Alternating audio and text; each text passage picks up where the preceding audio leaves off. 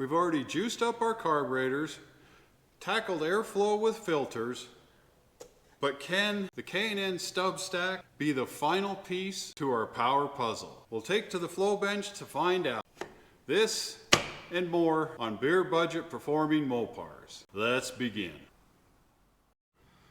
Okay, the first thing I noticed is that thing don't fit on there worth a crap. I mean, it fits on there, but it's loose as crap. Obviously, if you put a bolt down here and tighten it down, it'd be solid, but there's a big gap all the way around this thing.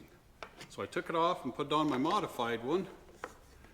It's even worse. So my first thought was, well, I'll just get the file out because it's getting high centered right there. It's getting high centered right there. That needs to go down for it to seat against this ring. So I got my file out and I'm getting ready to file it. And I thought, well,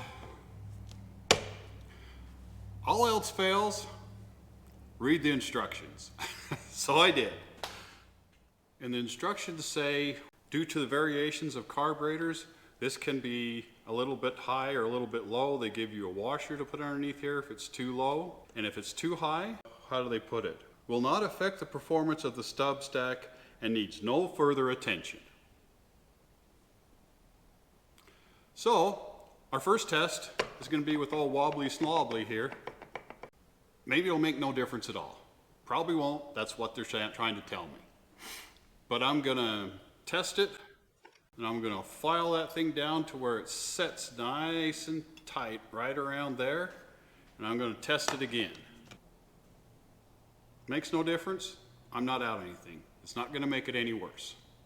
So, here we go.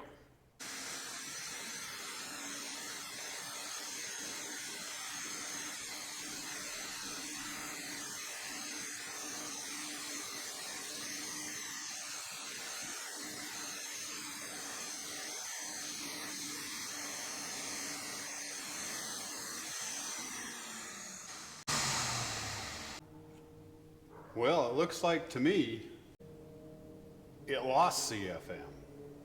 Do some modification, we'll try this again. Okay, to be fair, we'll put the base plate that had the best CFM flow and the stub stack. It actually fits in there pretty nice. Let's see what that does.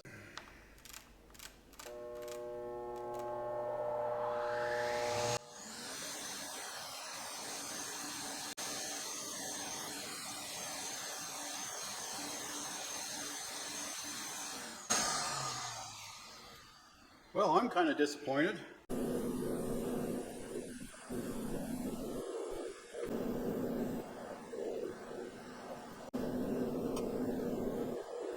Well, that's a lot better.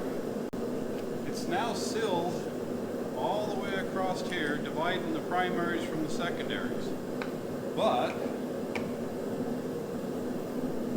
we still have a pretty good sized gap there. Now when the base is on here, and this slides down inside the base, that pretty much covers up that gap. Let's see what it makes now. I don't need to get them sucked up in the carburetor.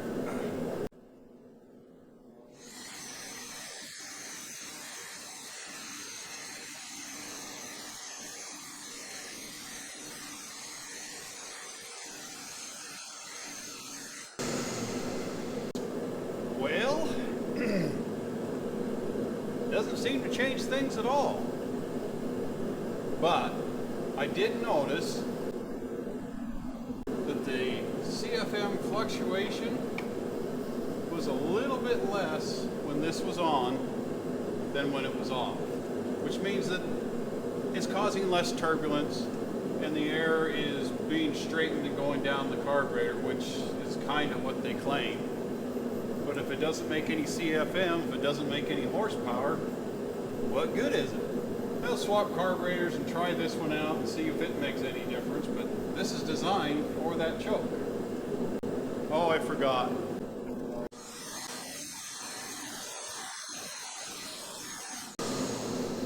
Alright, swap carburetors and do the test all over again.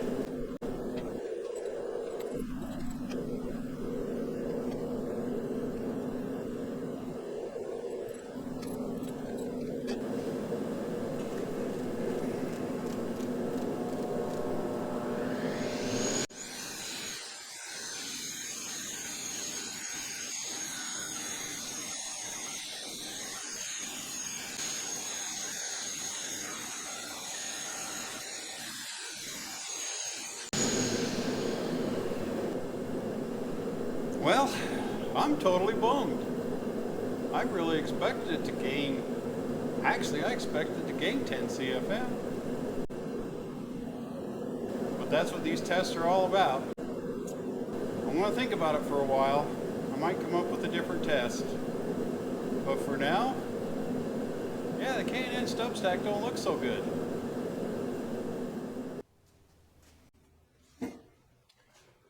Well, pardon my voice, I've got a bit of a cold.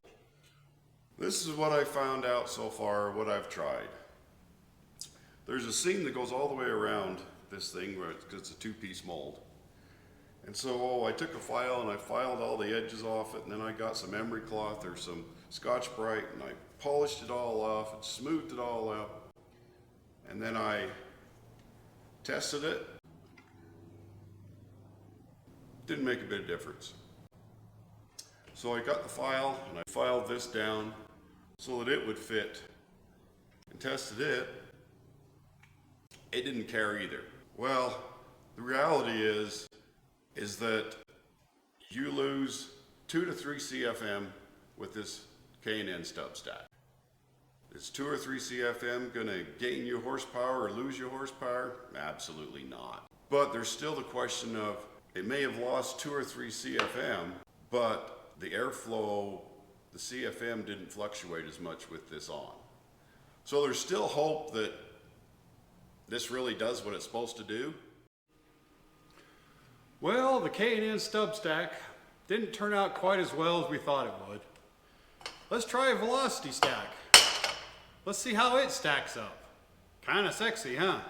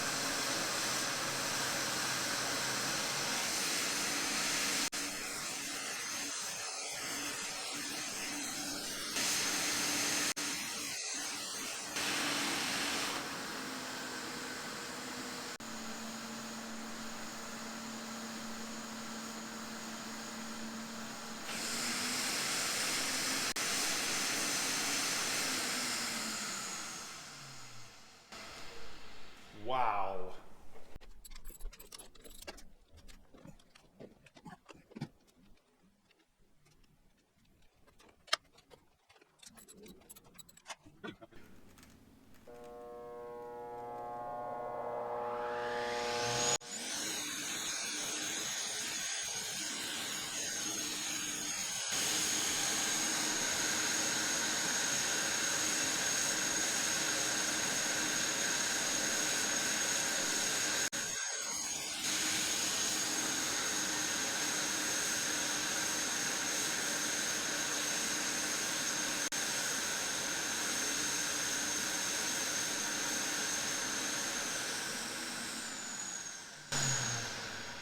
Okay, I'm not even gonna bother putting that piece of garbage on. With the choke tower removed, it actually gained a couple CFM.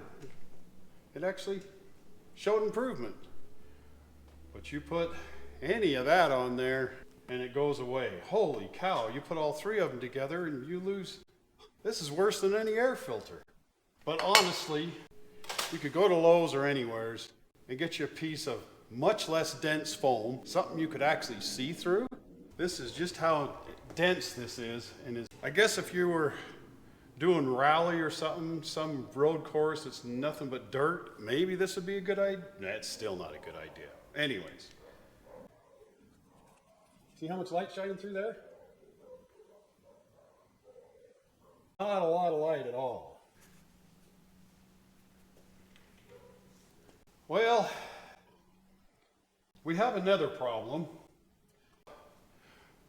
I want to take and test it, real world test, you know, at the drag strip. Let me show you my problem.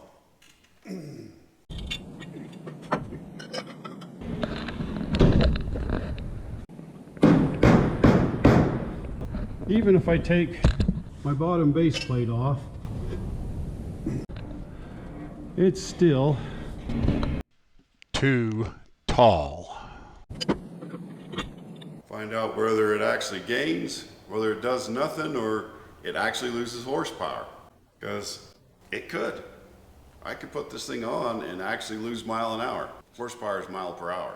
And if I gain more mile per hour at the end of the track, this worked. If I lose it, it didn't. By that time, you'll know whether you should spend money on this or not.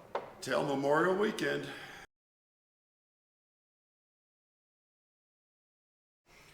All right, my beer budget believers, you know who you are. A few of you have been intrigued and paying attention, and if you're hearing my voice right now, that includes you.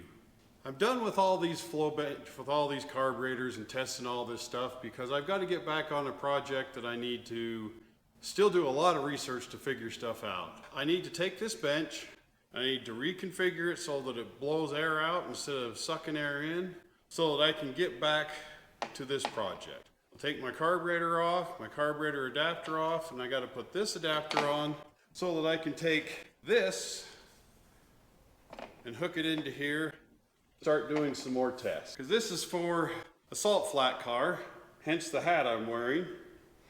And we need to get the air boxes flowing evenly. And let me tell you, it's been a challenge. But between now and Speed Week, Bonneville Salt Flats, I gotta get shit done. I'm still gonna be making videos for you. It's just this video you won't see until I figure shit out. So, and once I get it figured out, well, there's 3 of us working on this, and we get it figured out. I'll probably have another video or 2 before I get to test all this stuff that we've been seeing in the past 3 videos. We're done with all this until Speed Week at the Bonneville Salt Flats. Maybe I'll come back and address some of this stuff at that point. If you want to see the Bonneville video I did last year, click here. Don't forget to like and subscribe.